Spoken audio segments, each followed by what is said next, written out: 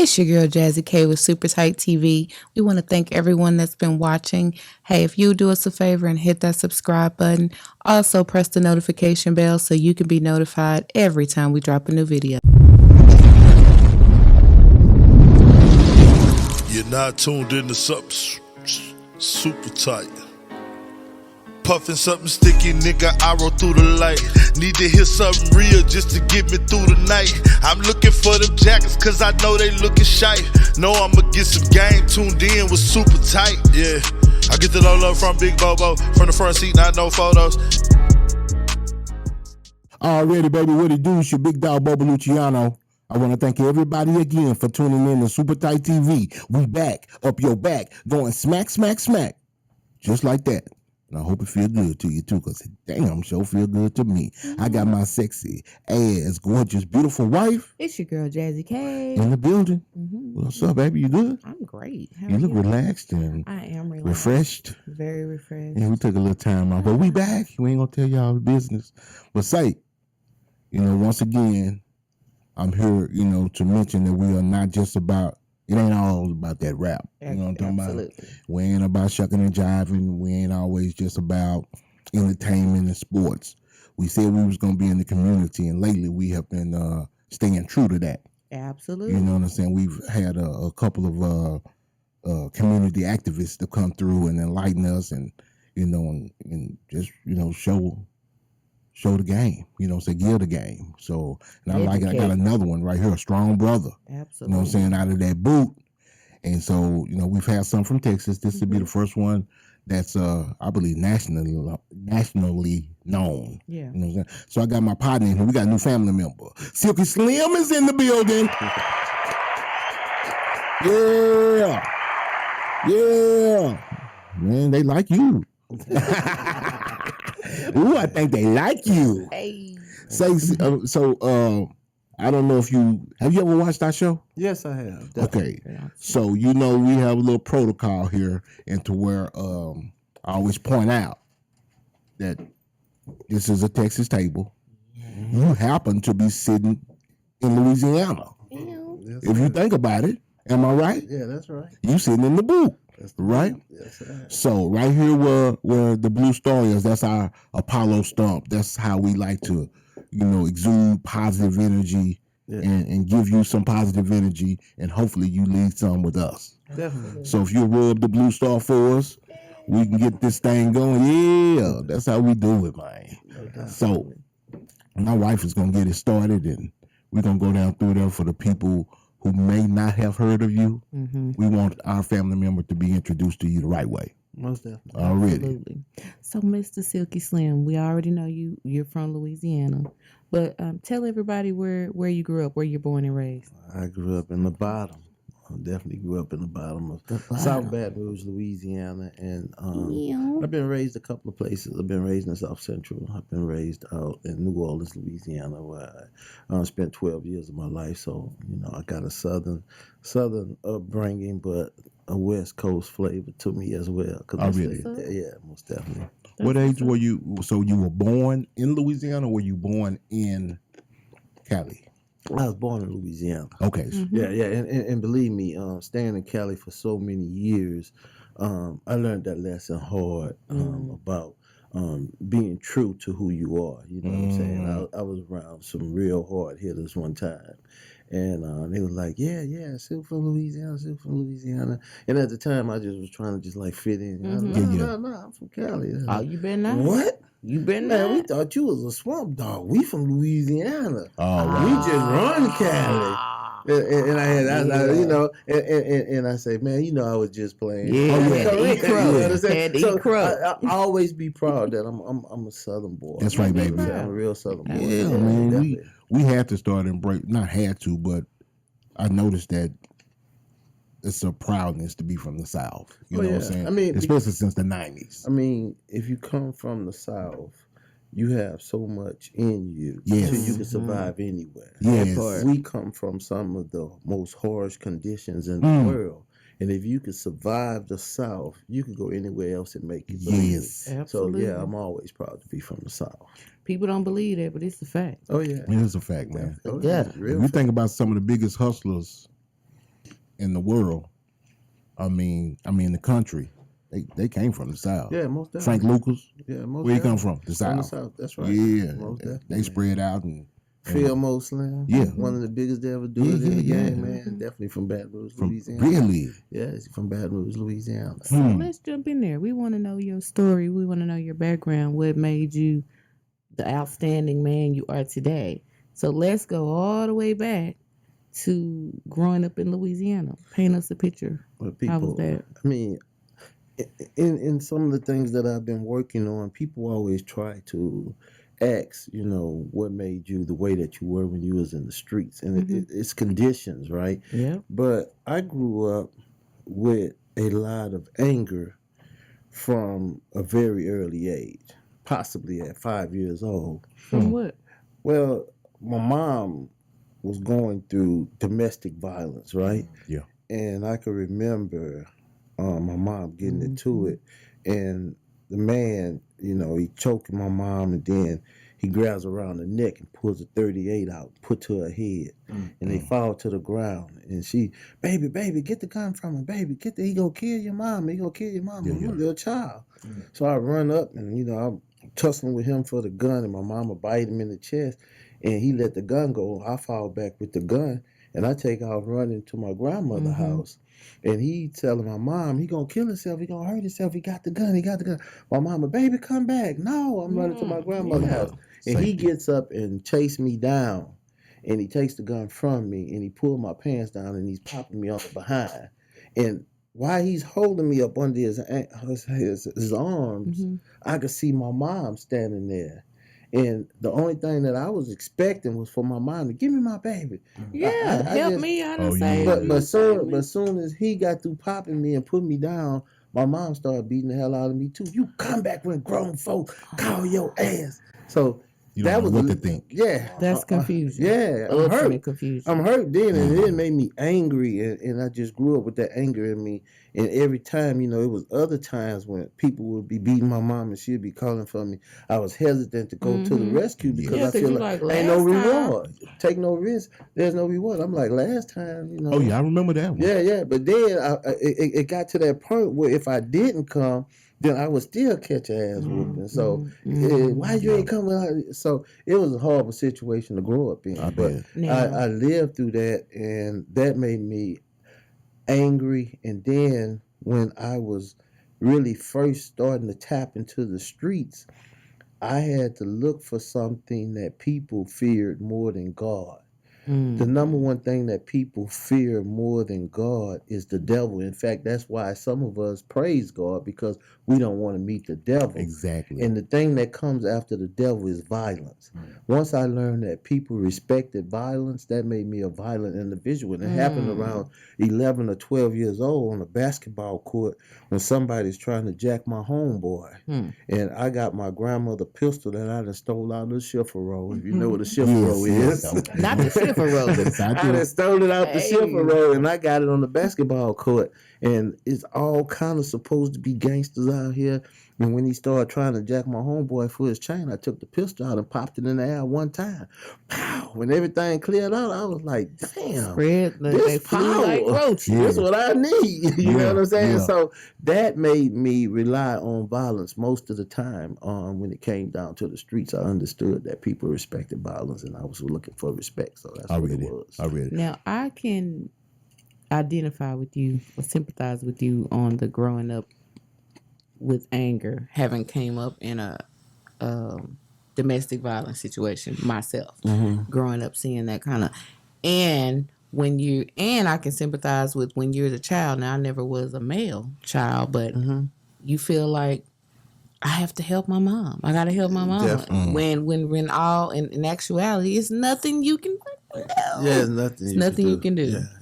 Yeah. So that and hindsight for really.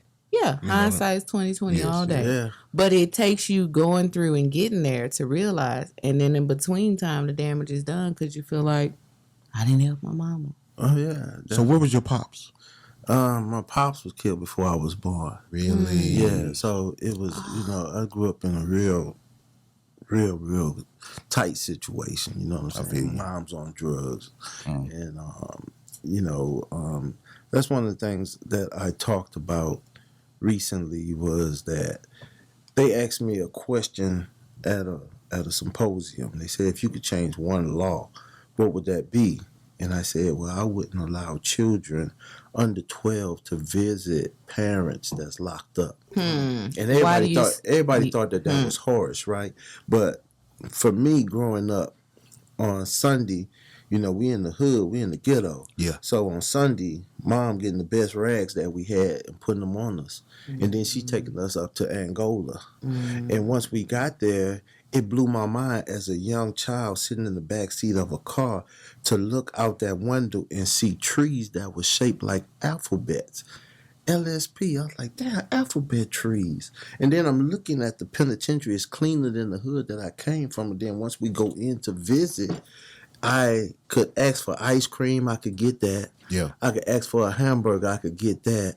I could ask for anything that I wanted, and I would get it while we was on visit. But when I was at home, if I said, Mom, I'm home, get your ass back in the bed. So it made me think that prison had more to offer than where I was in the hood. Wow. And then when I see the person that we come and visit, they got on white Converse tennis, Clean. starched down jeans, brand new starched out shirt. I'm raggedy with holes in my pants. I'm like, damn, they living better up in here. So it made me receptive to going to prison because I thought it was a better place. And it wasn't until I was in prison that I realized that had played a mind game on me. Well, do you think that was because that's what you were exposed to as the best? Like maybe... Well, did you guys go to church at all, or because people get all dressed up for church too? Well, my mom was on drugs, so it wasn't church then. When I went to go stay with my grandfather, of course I went to church, and that's the different sides of the whole coin. Correct. I don't want to forget that side either, because when I went to church, I learned how to play drums. I played in the all parish band. I played drums in the church every Sunday. So I'm living with my grandparents because my mom in prison now. Oh, wow. So I'm with my grandparents, so I'm playing drums in the church. But then mom come home from out of prison, then I got to go back and stay in the hood. So your father passed away before you was born. Your mom was in prison. What age was it? What age were you when your mom was incarcerated? I'm probably like about 6 and 7 years old. Until what age? Probably till I was like, I went back and stayed with my mom when I was about 12. Ooh, that's a long stretch. Time. Yeah, and For a child. And back then, my grandfather was driving trucks for a place called McLean Trucking Company, and that was pretty good money coming up in the 70s and 80s. You know, so we were living in what's considered to be second class. Yeah, that's right. Yeah. So I wasn't in the hood then, but once I had to go back to South Baton Rouge, the tables were turned again. And how did that affect you? Well, it's like going from the palace to the pit. I'm back in hell again. You know what I'm saying? So mentally, that played games with me, and I had to do twice as much at that time to fit in the hood because I had been into the suburban area and was, praying every night, reading books to me every night. I'm gonna read you a bedtime story, and then I'm back in the hood now. Ain't no bedtime. None of that. You went from fairy tale to reality. That's right, to reality. So that was pretty rough for me. Wow. So you found out about that power when you popped that gun. You say you was about age 11. Yeah, about 11. So that's that stretch. Mom's gone. Exactly. So you back in the hood. Back in the hood. What happened after that? Oh, it just got crazy because the 80s came in and with the crack 80s era. Well, before the crack era, so we talking reform school. Okay. Like as soon as I went back to live with my mom, we did a robbery and my homeboy got wait.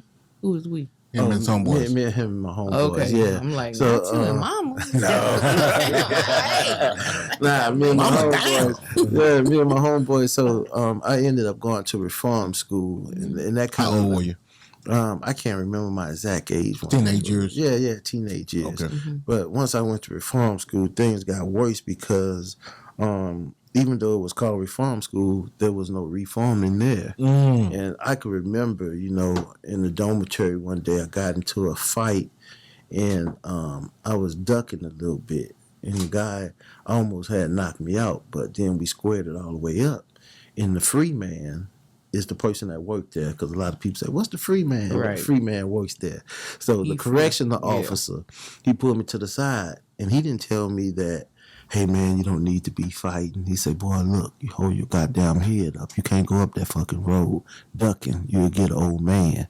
So they was raising us to go to penitentiary. Yeah, they were. They was teaching us that we were going to penitentiary. Yeah. So you can't go up that road ducking. You'll get an old man. You don't want no old man, huh? No, I don't want no old man. I ain't gonna get no old man. Okay, well, don't be ducking. What's an old man mean? Somebody One that that's raped been you. in there. Yeah, somebody that raped you. Yeah. You get somebody that raped you, a husband in prison. Oh, So you get the old man. You're gonna get turned out. Yeah, you're gonna get turned out. You go up there ducking. Yeah, you're gonna get turned out if you go up there ducking. So that made us fight harder than ever. You know, we tear it down. We do what we call tear down. So not be in control of your emotions. You bigger than this. Don't fight. You know, blah blah blah. No, you better fight as good as you fight, can. Or you gonna go up that road and get an old man. God. Nobody was telling us that we wasn't going up the road. And that's what Everybody I- was He telling said, us we when was. you get up there, Yeah, and when you get up there. And one thing I tell people, you have to be, there's a lot of people that get degrees. And what happened, I mean, there were some judges, I think in Detroit, that were sending young kids from detention centers to prison. School to prison pipeline. And that's the same thing I came up in, because I was sitting down with a counselor, and I came and sat down with the counselor. Now she's going to decide if I go to reform school or go home. She came in and sat down for 2 seconds, and somebody called her out the office. She came back in and she wrote for like 2 minutes and went back out the office. I got up and looked into the folder that she was writing into and couldn't believe what she had wrote. What? Arthur Reed is a person who has very little, if any, respect for the rights of life of others and should be incarcerated until his 21st birthday. I couldn't believe And that. don't you remember stuff like that as a kid? Yeah, but the Because- thing was that she had never even talked to me to find out what kind of person I was. wow. She hadn't even talked to me. So I remembered that, and that always bothered me. I say, some people are just there for a check and don't give they a are. damn No. because they already count us out. And which is why it's very important.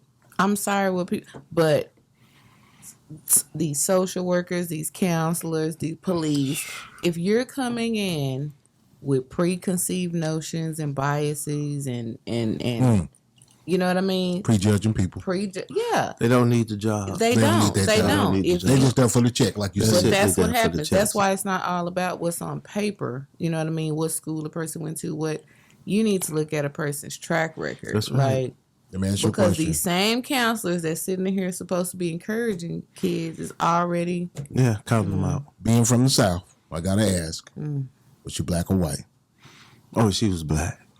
That's a slap in the face. all That's kinfolk ain't kinfolk. no, I Yeah, know she was black. So she was there to collect. black. Yeah. So I just want to know, was there any racism involved? It was strictly. Yeah, she was black. Yeah, so, and that's what hurt it more. That's got to hurt. Yeah, more. she was black. She was actually black. We do our own people bad. The Yeah, worst. but you realize that Not everybody. I'm just saying what that happens not what happens everybody. is that I think once you come from a certain era, because they have people right now that, what do you call it, classism. So when they look at you and you from South Baton Rouge, we don't like them anyway. Yeah. They don't want to be nothing. Yeah. They talk like they have made it so far above where we came from.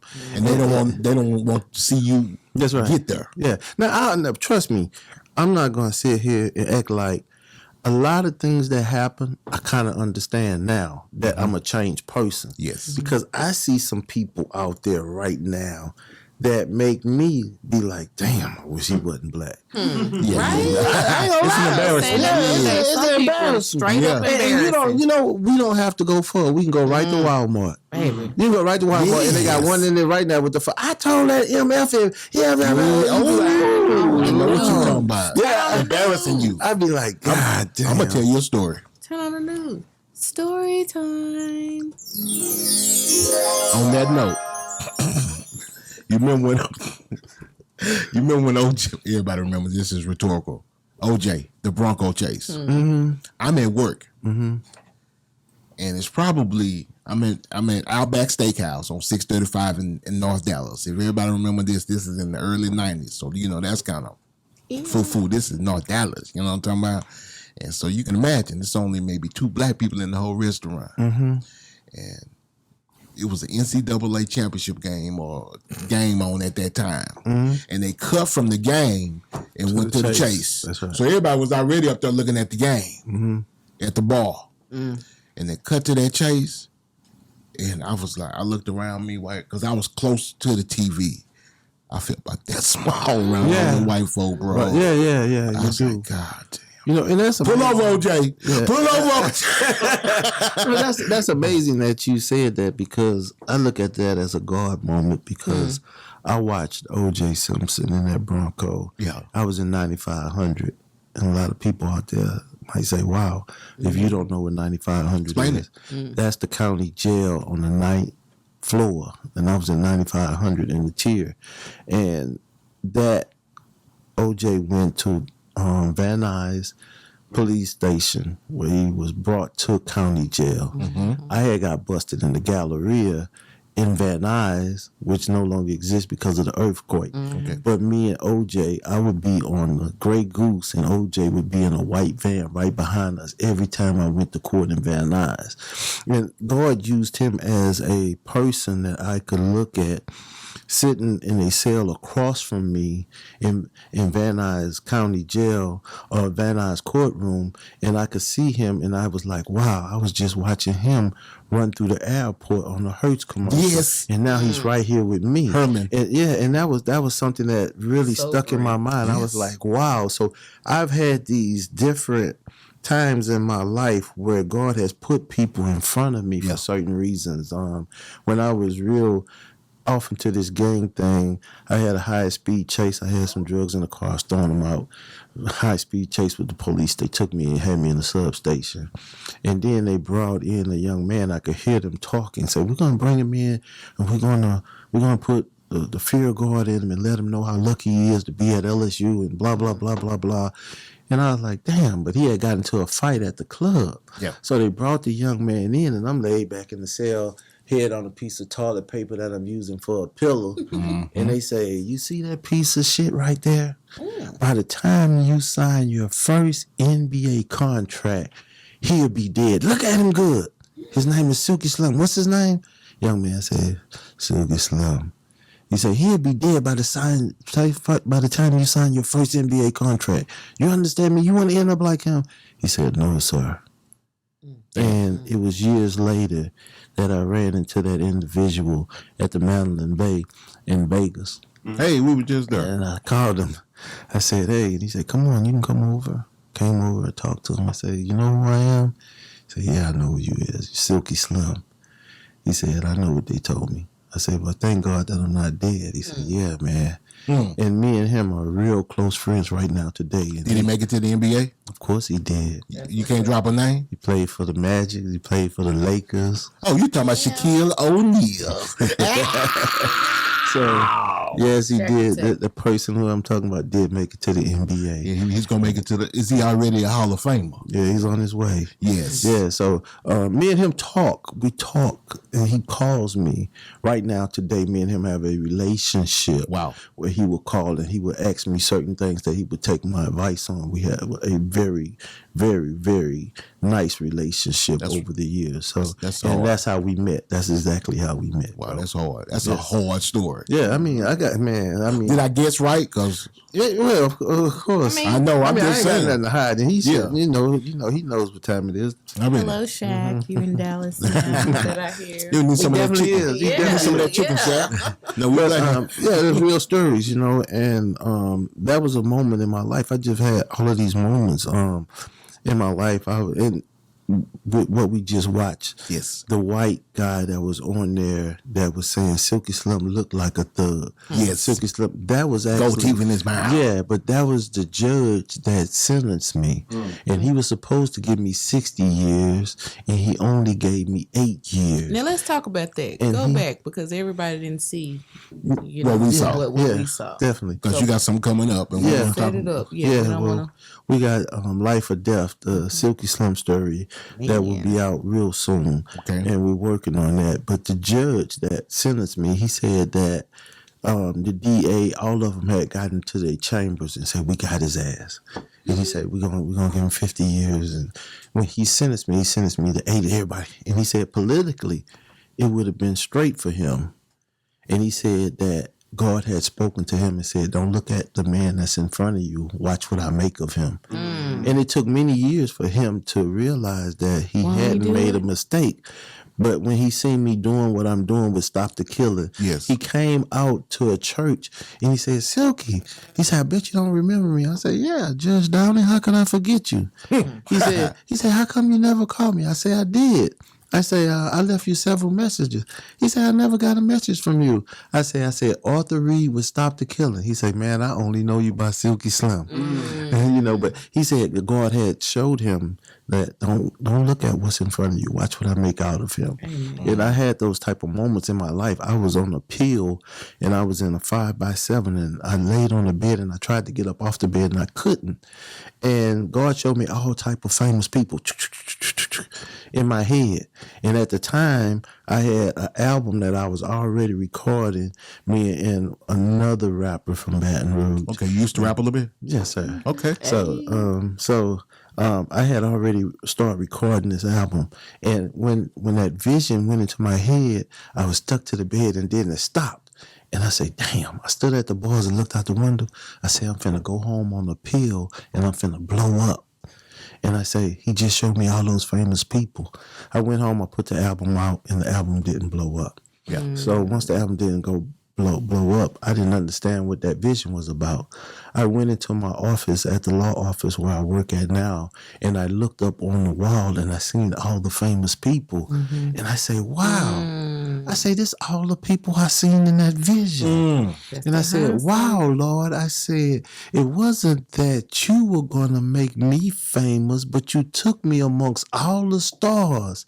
And then God answered that and say, the only reason that you're not a star is because you're always looking at who you're taking the picture with. You have to see yourself in the picture. That part. That's our biggest problem, is that we're too busy trying to be amongst the stars instead of trying to become one. Yes. So you have to see yourself as a star at all times, and God will raise you to that level where you will realize how great you truly are. My work took me to Bishop T.D. Jakes. My work took me to Minister Farrakhan. My work took me where I was mentored by Dick Gregory for 7 years. My work took me to all of these individuals. Brother Cornell West, who's celebrating a birthday today. Hey, happy birthday, brother. So my work took me amongst many great men, and it's not over. I continue to work. I will never forget the first one of those people that I seen in that vision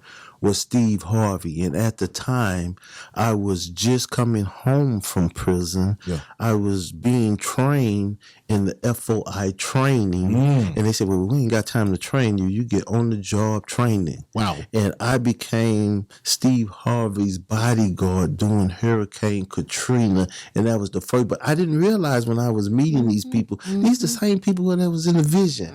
Because it was a journey. And I had to stay on that journey until I reached that certain point where I could put it all together. It's like a puzzle. And I'm like, wow. And what God showed me is definitely real. I got a question. How long or what age were you when you started having visions?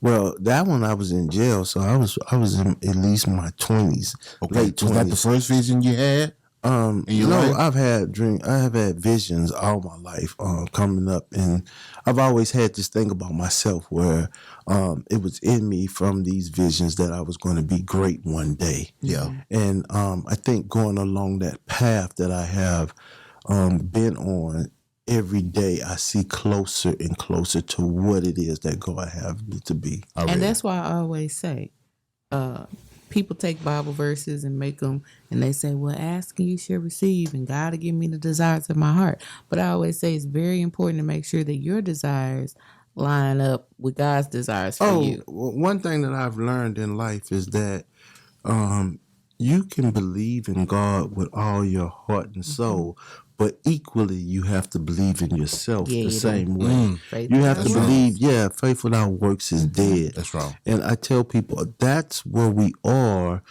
in the world, and that's why we see such a wicked world today, because we pray but don't want to work. I think people out there waiting on their savior, huh? Yeah, and the thing is that we want the crown, but we want to flee the cross. See, you have to carry the cross. carry Without the the cross cross, first. there is no crown. So our people are people that's good at, like she say, quoting scripture.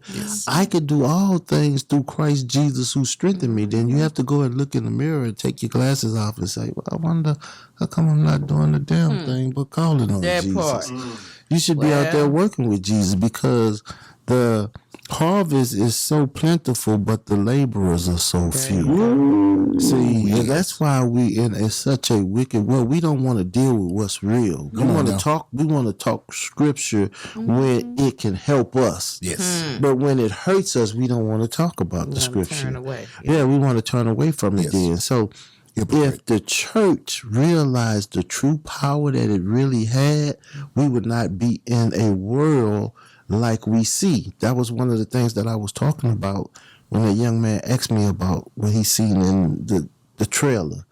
There's a part inside of this documentary where I'm telling you, people always say, well, do you go to church? Do you go to church? Every Sunday. Well, it's a waste of time to go to church every Sunday and pray and ask God to save you from a spiritual hell after you die, then walk and open the doors of the church into a physical hell that you got the power to change. Sometimes you That's a even gotta waste of open the door. change. Yeah. That's a waste of time. So I tell people, we have the power to change. Let me show you something that happened to me. I made money in the dope game. I think many of us did in that era.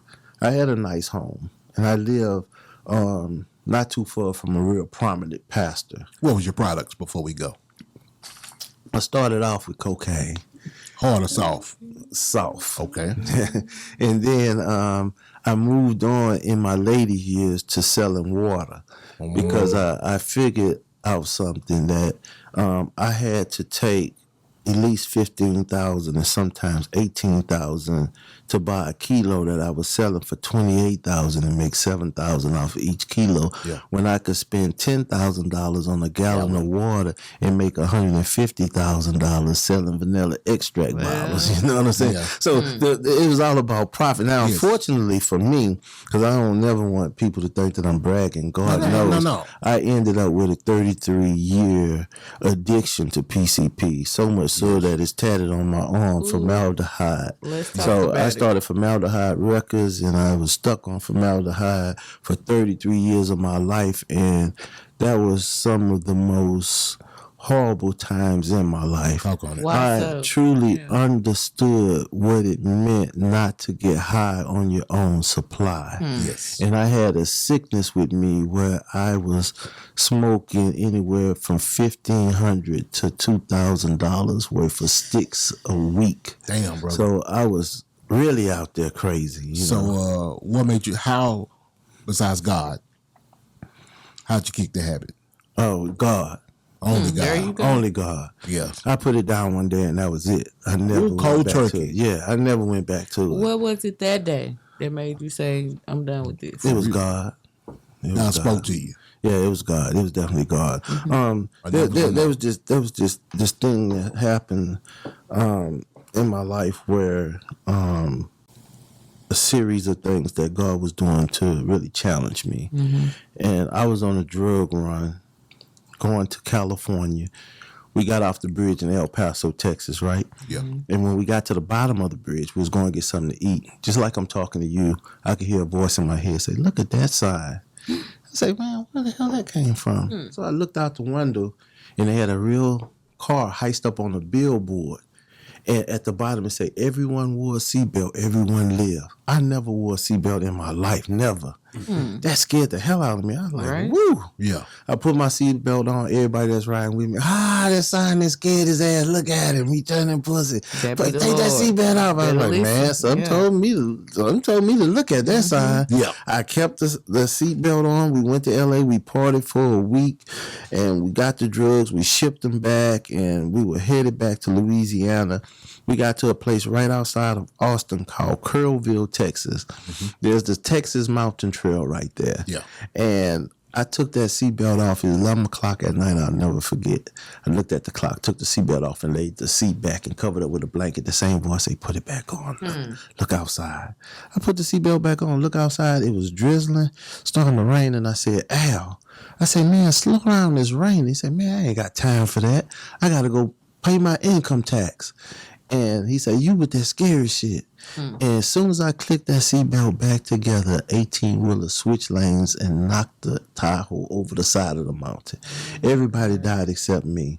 When I climbed out of that wreckage, that voice said, I brought you out of that. Now what you going to do for me? So that's what started me to really start to get my stuff together. Already. That'll do. How old were you at that age? I'm thinking I'm in my 30s. Like Early 30s, mid 30s. Yeah, mid 30s. So I went home and buried my friends, and I went fishing after the funeral. Yeah. I caught a little bitty small perch fish, and I threw it back in the lake, and the fish started flopping on top of the water, and I started crying. And I prayed the realest prayer that I ever prayed. And that voice said, watch the glory of the Lord. And I stood up to watch the fish swim into the water, and he didn't. I broke my fishing pole. Said, damn, I thought I heard the Lord talking to me again. I understood it was the Lord. Yeah. Out of nowhere, a white bird came, and he swooped the fish up out the water. I say, woo! I say, boy, God, that's a good one. I said, the dying fish fed the hungry bird so it didn't go to waste. I say, that's a good one. That boy said, how can you have so much mercy on my smallest creature, yet go out to kill my greatest, which is man, every day? I put my gun down that day, and I never picked it back up. I never picked it back up. Wow. Chill. So let's have a conversation about God's plan versus my plan, because a lot of people don't. I say this all the time. You can have a plan for your life. And God have a totally different plan. Absolutely. Tell God your plan, he'll do what? He'll laugh at you. He'll laugh at you. And the thing is that you have to submit to whatever it is that God has for you, else you would destroy yourself. And Amen. another message that I really want to talk about while I'm here with y'all is that people see individuals that have obtained some trinkets of the world. Yeah. And the first thing that they will say is, boy, they blessed. They are. But it doesn't necessarily have to be from God. Think about this. Satan took Jesus to the mountaintop and he showed him all these cities. He said, look, you bow down to me, I'll give it all to you. Yeah.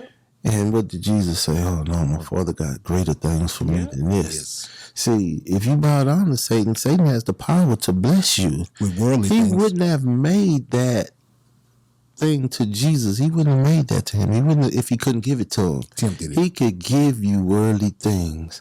And we see people with worldly possessions and think that they're getting them from Jesus. And Satan has blessed them and have their minds so All day. twisted. So when it comes down to serving God, God is such a jealous God too. You can't serve him and another master. And money. And our biggest problem as a people is that we've become mere 6-day sinners, Sunday morning Holy Ghosts. Come on now. So on Sunday morning, everything is so holy, but all for the other 6 days, we do whatever the hell we want to do. And most of us, if we really start looking deep into our inventory, most of us are on our way to hell and just sitting in church wasting time. That part. So I tell people, like, this is a serious thing when it comes down to serving God. It's very serious in that he has allowed Satan to fool so many individuals, in that industry is a number one stage for Satan and his people. So if you really serving God, you're not going to get out there and talk about killing nothing, because what God said, "I shall not kill." That should not kill. And if you're really serving God, you're not going to talk all these derogatory things. Yeah. So, But none of that makes sales is the problem. that's right. And that's the thing, is that Satan has been so wise. And that's why, if you believe in the book, when they say that Satan is so wise till he has his world fair seeming. So when you start talking and you start talking about God and you start rapping about God and stuff, oh no, we can't put that out, brother. Because it's being controlled by a bunch of devils. That only care about money. And we're the only people, Bobo, that gets paid and rewarded for profiting off of our suffering. That's true. See, the more gutty it is, the more ratchet it is, the more destructive it is, the more money they'll give you, and the more fame they'll give you. So we have allowed Satan to fool us with his world, and most of us, unfortunately, see what we're like. I'm a whole country boy, and I'm from Baton Rouge, and right up the road we got Clinton. Yes. And there are times when they have the pigs, and the pigs are out in the slop, right? And then you look up the road, you can see the storm coming. And they say, get the pigs and put them in the barn. Why? Because the pigs are so deep into the slop. If the storm come, it'll destroy them and kill them, because they got their nose so deep into the slop. That's how we are, though. Wow. We are so deep into the slop till we can't see the storm that's forming that will destroy us, because we love the slop now. I don't know, when you go to my house right now, you know what's on the TV? I guarantee you, when I walk through the door. What's on there? I will watch. I watch Fred Sanford for laughter and joy. I will do a little bit of the Jeffersons, good times, but all this new trash, I just can't handle. There's too much devil in it. And then they're pushing an agenda. Come on. They're pushing an agenda where they're feminizing young men. Talk about that. Then, talk about the gay. Masculizing the women. Yeah, masculizing the women. And then when you talk about it, they come against you. Oh, they're homophobic. No, I'm Biblephobic. I see what God said about Solomon and Gomorrah. It just scares the hell out of me. Yeah, I'm Godphobic. Yeah, I'm scared of God. That's right, man. So I just stay in my place when it comes down to that. Yes. I'm like, you know, I don't have anything, because I don't want people to think that I'm homophobic. I don't have anything against gay people. I got a daughter that's gay. Already. And my daughter, she always said, Daddy, you know, I know what you're saying, Daddy. You don't want me like this, but the Lord know my heart. And I always look at my daughter and I tell her the same thing. Baby, the Lord gonna know your ass, because he gonna beat it for you, because you going against his will. I say, so it's on you and God. It ain't on you and Daddy. It's I leave real. it at that, bro. And that's just as real as I can be with That's that, real. bro. Yeah, definitely. So, what age? So that time where you got the message from God about killing your own. You say you quit cold turkey. How long before that had you done your last prison stint? I did my last prison stint in 1996. Right? Okay. So everything else happened. That's not saying that I didn't go back to a couple of parish jails or something like that, but my last prison stint was in 1996. Okay. Now, I want to talk about that right quick. Already. God blessed me with a real devil in prison. Cellmate. Old white man, free man, named Sergeant Thomas. I'll never forget him. Sergeant Thomas. And I could get dressed and put on my brand new Star-Style jeans and my white tennis shoes and stand out on the walk waiting on my visit to come. And Sergeant Thomas would see me, and he, come here, Reed. I say, what's up, Sergeant Thomas? Got something I need you to do. I say, I'm finna go visit. Well, if you don't do what I say do, it's called disobeying a direct order. They put you back there in that hole for 90 days. And I say, but Sergeant Thomas, Reed, you gonna do what I say do or what? And then he'll start walking out. He said, okay, disobeying a direct order, 90 days. And I say, Sergeant Thomas, insubordination, another 90 days. And that's what he's going to put on the write-ups. Yeah. So I go run behind him and, man, come on, Sergeant Thomas. Reed, all these other folks let you lay out with that Silky Slim mess. I'm going to work you. And he would work the hell out of me.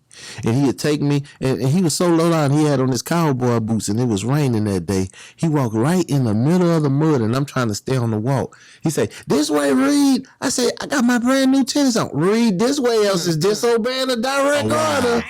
And I had to walk through that mud with my brand new tennis on.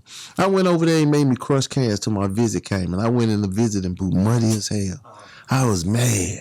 And Sergeant Thomas would stay on me every single day. And one day we was out picking in the field, and I was hiding from Sergeant Thomas. I was looking, and he put that rifle right in the back of my head. Reed, catch your ass not working again. I'll put a hole in your state or raise my goddamn pay.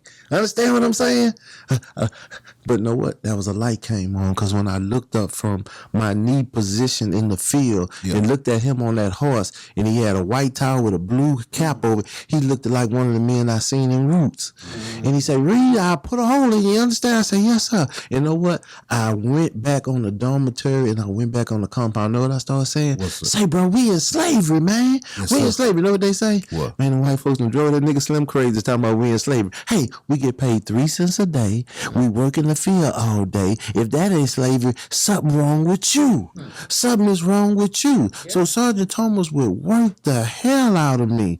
Another thing that happened, Mr. Green stayed right up the streets from my house. And Mr. Green would always come here, sit in my Cadillac, act like he was driving it. Boy, Silky Slim, I want to be like you when I grow up. He'd sit in my other car. Boy, Silky Slim, boy, you got it going on. Mr. Green would always praise me. And when I was in prison, I say, man, where Mr. Green at? They say, man, he worked in the prison. Yeah. He say, Mr. Green on vacation. I say, man, Mr. Green come back. I'm going to try to get Mr. Green bring me a cigarette lighter. I knew not to ask him to bring me no weed or nothing. Yeah. Mike could get a cigarette lighter, some ink pens out of him. I said, I can't wait till Mr. Green come to work. When Mr. Green came to work, he was walking down the walk. And I said, damn. I said, there go Mr. Green. Mr. Green. Gold teeth. I had gold teeth then. Yeah. And Mr. Green had a boot in his mouth. And when he got up on me, because he my neighbor now, remember that? He said, God damn, I knew your ass was coming. What took you so long?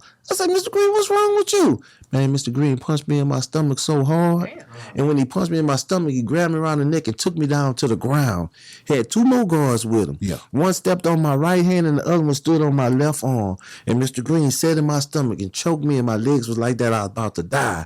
Say, nigga, while I was in there trying to make a decent living for my family, you had people shooting in your mama house, shot in my house, almost killed my grandbaby. Welcome to hell. And that's what he gave me.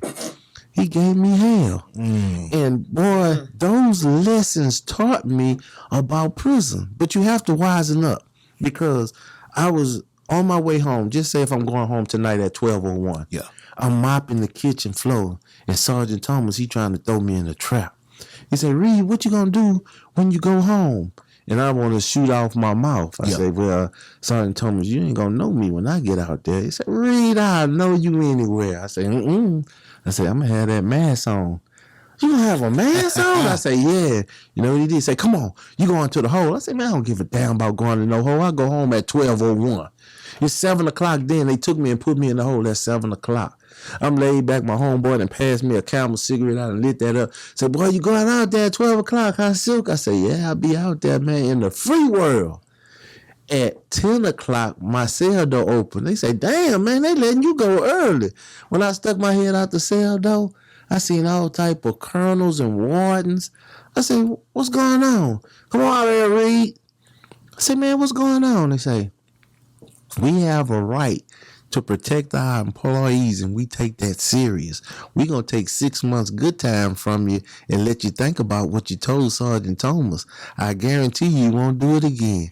I cried that night. I bet. Because I could have went home at 12:01. Now I got to stay this whole 6 months. Yeah. That broke me, though. That broke me. Damn. And the thing is that we become so conditioned. That's that emotion. Yeah. You know, I've been trying to. Yeah, you have to suffer from that. Yeah, well, I used to suffer from it a lot, bro. And you know, the first person I seen the next morning when I was sitting there, I had cried all night. Sergeant Thomas. Sergeant Thomas came to the cell boys and said, Reed, shooting that pistol off got you in trouble, because that's what he called your mouth. Yeah. Shooting that pistol off then got you in trouble, Reed. But I guarantee you're going to learn. I said, yeah, Sergeant Thomas, I think so. And when I was leaving, he was the one that walked me to the gate, and he put the key in the gate, and he stopped. He said, you know what, Reed, man, I'm going to miss you. He said, but you know what? I'll be here when you get back. I said, oh, no, Sergeant Thomas, I ain't coming back. He said, Reed, you'll be back. This all you know. He said, guarantee you'll be back. When I did go back, I made my speech. And then I apologized to Sergeant Thomas. I say, Sergeant Thomas, I told you I'd never come back here again. I say, I'm back tonight, but I'm going home. And you know what he said? He said, so far, Reed, you've been proving me wrong. Just keep proving me wrong like Negro. You might be fooling them, but I still think you're coming back. Wow. He say, just keep proving me wrong, Reed. That's all you got to do. He ain't say, oh, I seen you change. He ain't say, I believe. He said, so far, Reed, you've been proving me wrong. Because I still think you're coming back. Because I still think you're coming back. So, man, we have to stop subjecting ourselves to the system. Yeah. And, you know, people are always talking about how much incarceration is going on. I don't care how much time they give you, because I'm not going to get in their system to get any of it. Come on now. And that's how you beat the system. You stay out the system. Yeah. There's a system that's designed to trap you, and you know it, and then you go jump into it, then you shouldn't want nobody to feel sorry for you. That's you know? real. And I just tell people, like, this whole gangster lifestyle that we're living is so much not us. I mean, every man should stand on his own, but when we say we're gangsters, we only gangsters to a certain extent, right? Because when you see the destruction or you see the killing, it only happens to somebody that look exactly like us. Come on. We're not messing with nobody else. That's the dumb We part about won't it. touch nobody else. In fact, we will put people in check in the hood if somebody just passed by and look, man, I wonder where he from. Yeah. That white man passed, you turn it, man, I believe that's the people, bro, put the guns up. Train. Oh, yeah. Train slaves. So we have to do better when it comes down to that. And no other race or culture, when you look at white people that has status, Yep. Buffett and all the other ones that got real money, you don't see them dying in the streets by gunshots. No. You see them, Rockefeller had how many heart plant Transplants.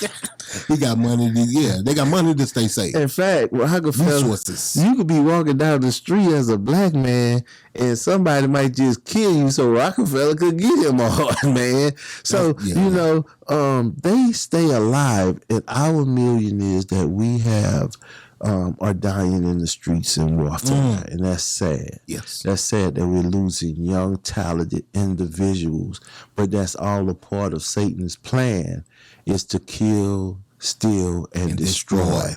So when you see that, you have to make your choice. And if that's the choice that you make, I'm fine with it. Like, one thing you'll never hear me do, Bobo, I'll never come in here and assassinate anybody's character about what they have chose to do, because I did it. I'm not going to assassinate your character. I'm going to just tell you that there's a better life that you could choose and be more at peace than you are. The one thing that I have now that I never had when I was in the streets is peace. Yeah. When I was in the streets, I had plenty of money. I had the cars. I had the women. But I never had peace. Hell no. You had stress. Yeah. You had to look over your All shoulder the time, every day. Yeah. Man, it was times when I would leave the house at 3 o'clock in the morning. I get to the end of the driveway and I'll pull back up to the house, and I would go in the house and wake my little child up and play with him. And his mama would get mad. Why you woke that damn baby out? I say, I'm just playing with him. But I didn't know if I was going to make it back from the run that I was about to take. And I lived in that fear for years, holding the doorknob and opening the door expecting a barrage of gunfire to take me down. So once I seen that there was no peace in that world, that's the world that I really wanted to escape. Yeah. And once I escaped that and found peace, that's a world that I never looked back to. Feel good. Oh, yeah, definitely, man. Nothing is greater than enjoying life and not having to look over my shoulder for anything. Yeah. And knowing that God got me. You know what I'm saying? That's the most important thing, is that God brought me out of all of this and put me into a position where I could be at peace, and I wouldn't trade that for nothing. Amen. Absolutely. Yes, sir. Say, Absolutely. this is too good. It's always. Man, we ain't even scratched the surface. No, unfortunately, that always happen. We never scratch the surface about the whole journey. I mean, it's that's impossible. okay. Yeah, it's That's okay. impossible because the message is so powerful once you bring the truth. Yeah.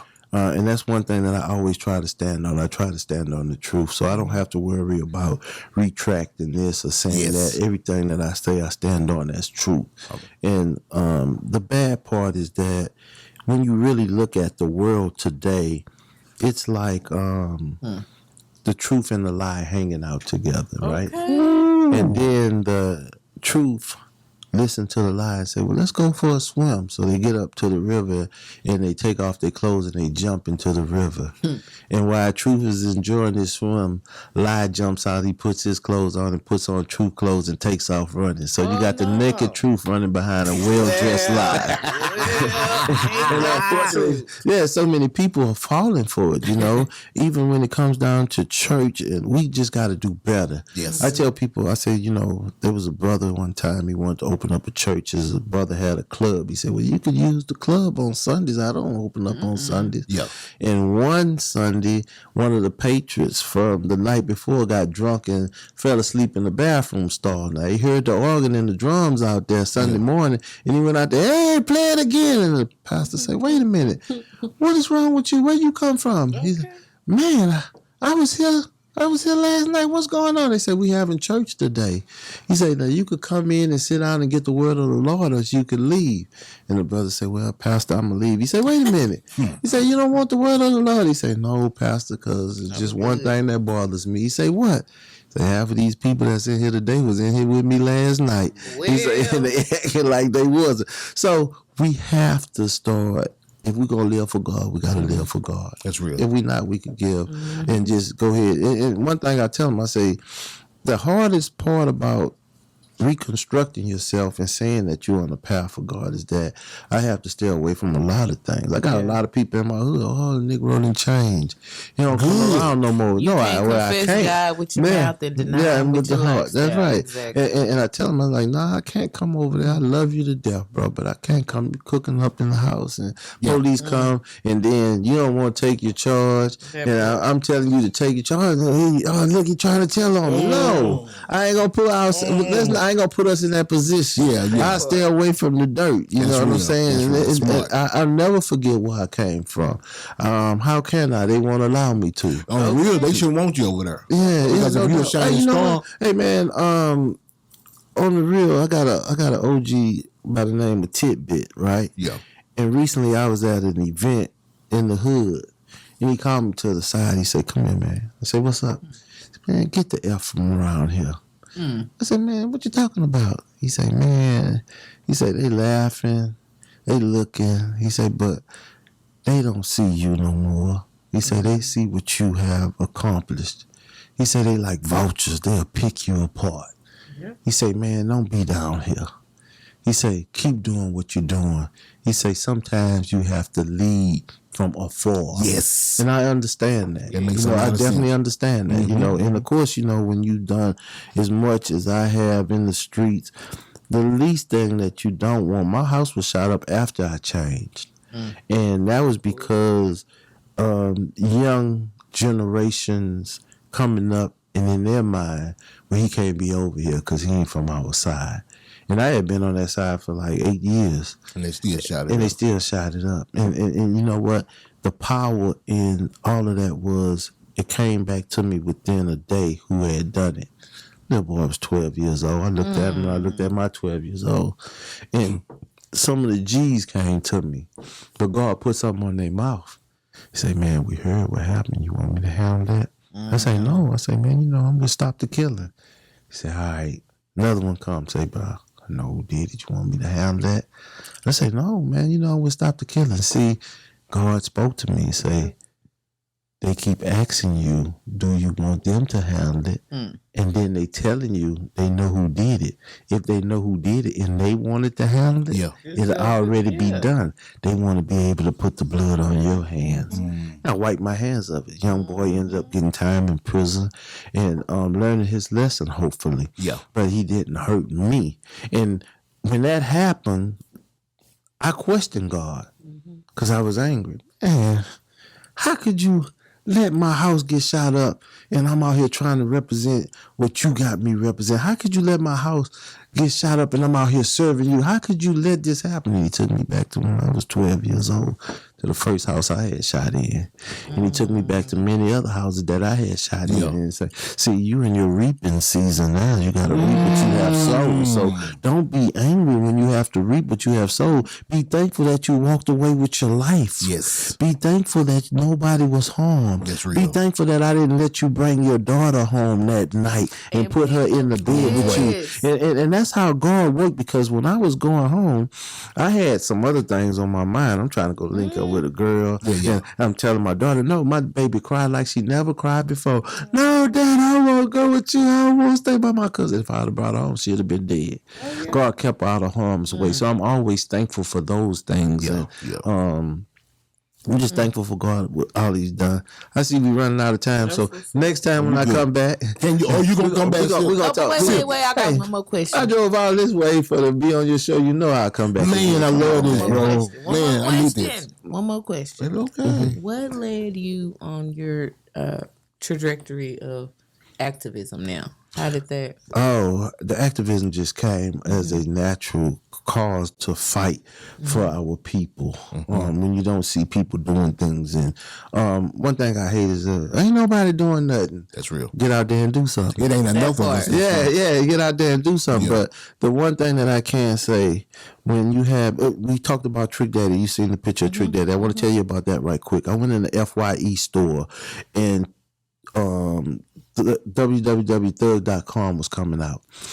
I stole the CD. I had enough money to buy it. I just stole it. Yeah. I said, if the alarm go off, I'm going to pay for it. And I took that CD home. I started smoking PCP. I started drinking Hennessy. I took a snort of heroin because I was going to commit suicide. And then I said, damn, man. I said, where my Trick Daddy CD at? I said, I want to listen to that before I go. And I put the Trick Daddy CD in. I listened to it. It was sounding pretty good. And I was like, oh, man, I'm ready to get up out of here. I cocked the 9mm and put it to my head. And then I heard Trick Daddy on the song, You Got to Hold On. Say, I see you over there with that suicidal shit, nigga. Put that gun down. I said, damn. I rewound it, and it was really there. And that's how I got to meet Trick Daddy, because I told my testimony to some people in Miami. They brought me out, and I spoke to a group of kids, and Trick Daddy came to that. And I asked him, and I asked him, I said, man, what made you put that in the song? He said, because I was going through the same thing. So I had 3 suicide attempts. One time I jumped out of a window on the 3rd floor in Hollywood, on the Hollywood Strip, and my feet got caught in the windowsill and left me dangling over the side of the hotel. Hotel manager then pulled me in. They scared that I'm trying to sue 'em. What, you tripped on the road? I said, no, I tried to kill myself. You know what he say? If you're trying to kill yourself, go ahead and die. What you hollering for help for? And that woke me up. So they got people out there that's trying to escape such harsh conditions. They may be thinking about suicide. And one thing I'm gonna say, Bobo, before we close, the Trick Daddy story, I posted it on Facebook. Yeah. And I was ashamed because I had tried suicide, and so many people think that suicide is a sign of weakness. I put it up there, and within 2 minutes, a young lady inboxed me and said, I was just thinking about suicide. I'm so glad that you posted this, because I'm looking at this as a sign from God. Come on. Yeah, so we got to be able to tell our stories. Yeah, we have real. to be able to let people know what we've been through, because without the test, there would never be a testimony. That Come on, part. thank y'all for having me, man. Now let me tell you something. You said something. You said that you don't want to glorify. Never. Well, we never want to glorify either. Yes, sir. We ask certain questions to keep it cordial and educational. You know what I mean? We have a segment, Gangster Survivor series. You know, we don't want to. We ain't put no spotlight on drama, bro. No, at we all. can't. No, we can't. We want to stay positive. We want to do what we can to help the community. Yes. And that's what we about. You know what I'm saying? Yeah. Even though, like I said in the beginning, we do love our talented people. Oh, we got to. But a change has to be made. Yeah. Oh, you know what I'm saying? Man, you look in at the programming. In the programming. You look at where we came from. Yes. Early hip hop, we wasn't allowed to say some of the things that we say on the radio at all. No. And now everything is sexual, articulated. Yes. Everything is trying to lead people down the path that they want you to go down. And in path of early destruction. hip hop, we wasn't the dope fiends either. That's right. Yeah.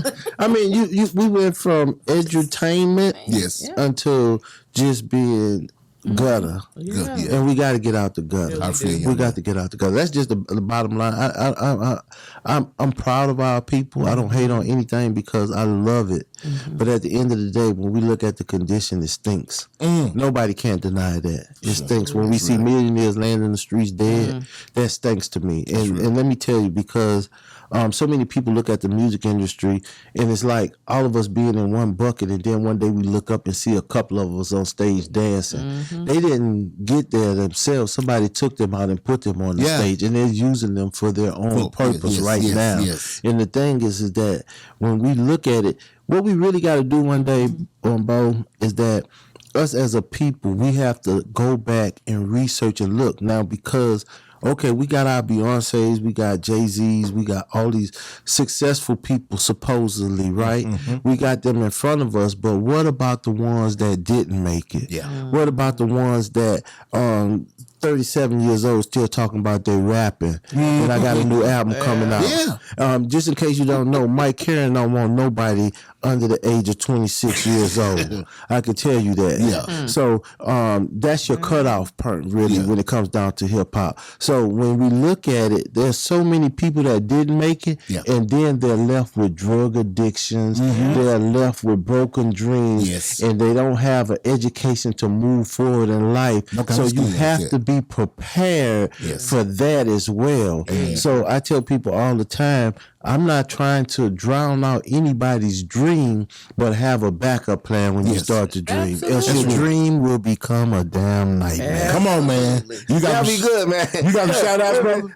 Man, hey, the only person I really want to shout out, man, really is God. Because if it wasn't for him, I wouldn't be sitting in front of you. Thank you. Everybody else that have played roles in my life, it's because God has allowed them to. So I always just thank God for having me here, doing what I'm doing at this time, knowing where I could have been at any time. So just thank you, God. And when can we look for that Soon. Silky Slam story? Soon, because look, Netflix. The thing is that, definitely. But here's what happens. You know, we're talking about a self-destructing world. So when you're trying to bring light, The powers that be will slow it down. They slowing it down, bro. So I'm working on it, man. Man, thank y'all for having me, man. And hopefully I'll be back in the future, man. One more thing. Tell them how to get in touch with you and how to follow Silky Slim. If you play on Instagram, I'm Silky Slim 100. On Facebook, I'm Silky Slim. On Twitter, I'm Silky Slim 100.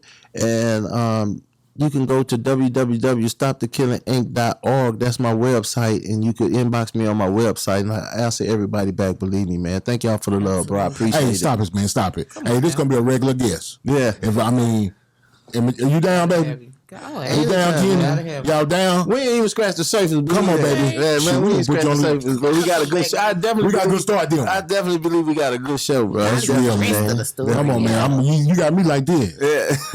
Hey, man, it is what it is, bro. And, That's not easy to do. Yeah, man. Thank y'all for having me, bro. Man, I appreciate you coming. I got Silky Slim in the house. A real super tight guest. Know I'ma get some game tuned in with super tight, yeah. I get the low love from Big Bobo, from the front seat, not no photos.